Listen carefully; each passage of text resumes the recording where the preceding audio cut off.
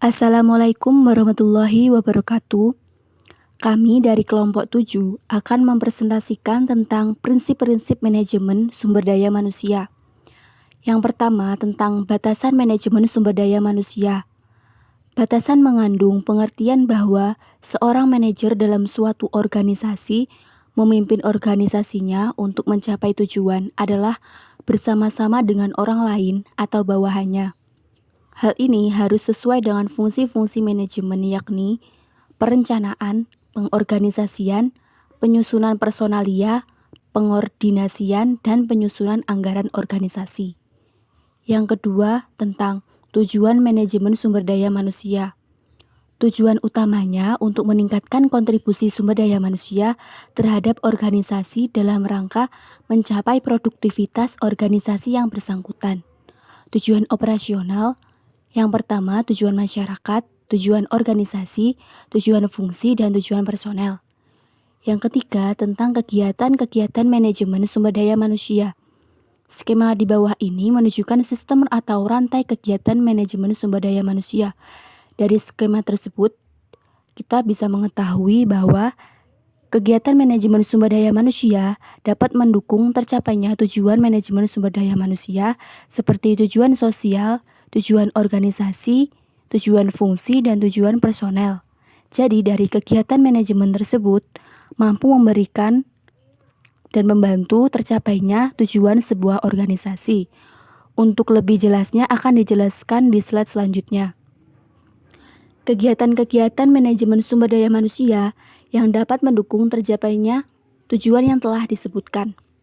Tujuan sosial, kegiatan penunjangnya yaitu kepatuhan, pelayanan yang diperlukan, hubungan union manajemen.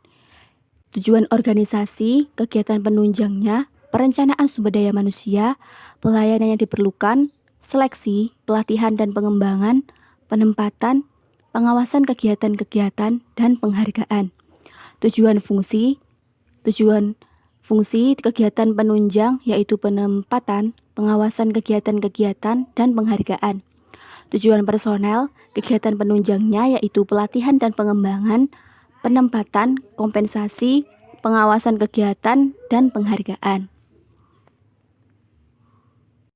Yang keempat, fungsi-fungsi manajemen sumber daya manusia. Fungsi manajer dapat dikelompokkan menjadi dua, yaitu A. Fungsi-fungsi manajerial 1. Perencanaan 2. Pengorganisasian 3. Pengarahan 4. Pengendalian. Yang B. Fungsi-fungsi operasional 1. Pengadaan sumber daya manusia 2. Pengembangan 3. Kompensasi 4. Integrasi 5. Pemeliharaan dan 6. Pemutusan hubungan kerja. Yang kelima, model manajemen sumber daya manusia. Manajemen sumber daya manusia adalah suatu sistem yang terdiri dari berbagai macam kegiatan. Kegiatan tersebut tidak berdiri sendiri, antara satu dengan yang lain saling mempengaruhi dan memerlukan. Model sistem manajemen sumber daya manusia ini dapat diilustrasikan melalui gambar di bawah ini. Yang keenam, yaitu organisasi manajemen sumber daya manusia. Nama organisasi manajemen sumber daya manusia dalam tiap organisasi berbeda-beda. Ada yang menamakan biro, bagian, departemen, seksi, dan sebagainya. Bergantung dari besar kecilnya organisasi yang bersangkutan. Berikut ini contoh organisasi dalam bentuk diagram yang kecil dan organisasi yang besar. Yang ketujuh, penilaian efektivitas sumber daya manusia. Kriteria dari penilaiannya meliputi A. Kriteria manfaat seperti peningkatan prestasi kerja, penurunan absensi karyawan, penurunan rotasi tenaga kerja, sedangkan indikator kualitas kerja antara lain peningkatan partisipasi kerja, peningkatan kepuasan kerja, penurunan stres, penurunan jumlah kecelakaan kerja, penurunan jumlah karyawan yang sakit. Yang B. Kriteria biaya sebagai indikator yang digunakan untuk membiayai suatu kegiatan yang berkaitan dengan pengelolaan sumber daya manusia. Sekian presentasi dari kami.